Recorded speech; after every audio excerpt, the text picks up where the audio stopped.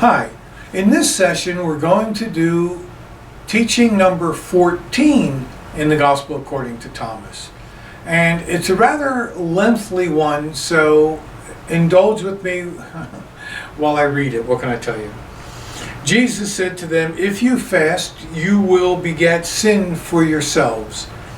And if you pray, you will be condemned. And if you give alms, you will do evil to your spirits." Interesting, huh? "And if you go into any land and wander in the regions, if they receive you, eat what they set before you, heal the sick among them. For what goes into your mouths will not defile you, but what comes out of your mouth, that is what will defile you." Now, the only part that you may be familiar with is it's not what you eat that defiles you, it's what comes out of your mouth, what proceedeth from the heart. That's what's in the King James Version, while the first part of that, because man wants you to fast. You see, back in the day when they were fasting, and I think there's another teaching somewhere in the Gospel according to Thomas, where Jesus said, they would look unkempt and they would darken their face and wear raggedy clothes so everybody would know that they're fasting. Same thing about praying. Everybody should know, hey, look how religious I am. I'm praying. Look how much of a humanitarian I am. Look, I'm giving. And in another teaching, we said that everything should be done in secret. God knows what you're doing, the God within as well as the God without. It's all the same God. It knows what you're doing. But what he's saying here is, wherever you go, heal the sick. Now, one way of looking at that, and this takes me to raising the dead, which was one of the miracles that Jesus did.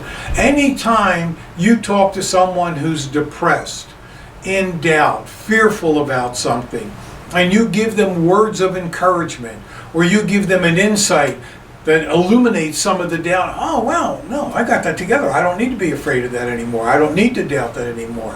You have healed the sick. Sick of mind, sick of attitude, sick of pocket. Whatever it is, heal the sick. Be generous with your words, with your affection, with your energy, with your resources. Be generous. Remember, we're supposed to love one another, okay? If only we practice Christian values. That's another story, okay? And if they offer you food, eat it. Whatever they offer you, eat it. Don't offend because of your beliefs. Again, it's not what you eat that defiles you. However, I think if Jesus were alive today and teaching, he would say, eat organically, because some of that stuff you do eat will defile you. However, there is another aspect of that as well. And that is, the more you understand yourself, one, the tendency would be to eat organically because you know that the chemicals are corrupting the body. However, if your consciousness was really truly elevated, then you would be able to do what Jesus did and convert water to wine.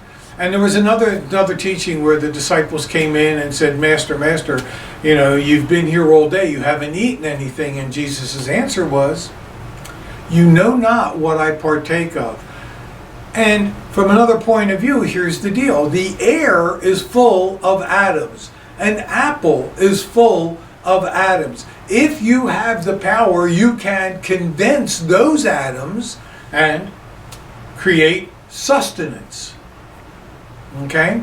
In the same regard, through the power of understanding, through the power of the mind, because the mind is God, you could convert the detrimental aspects or what in food to make them beneficial for the body.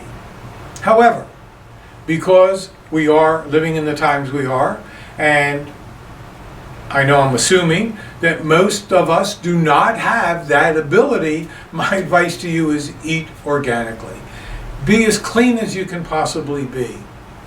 And there was another part of the teaching where Jesus says, if they don't accept you, brush the dirt off your sandals and keep moving on. So keep that in mind. Do what you can to heal the sick. Do what you can to inspire people, to help people. And start with yourself. It all begins within.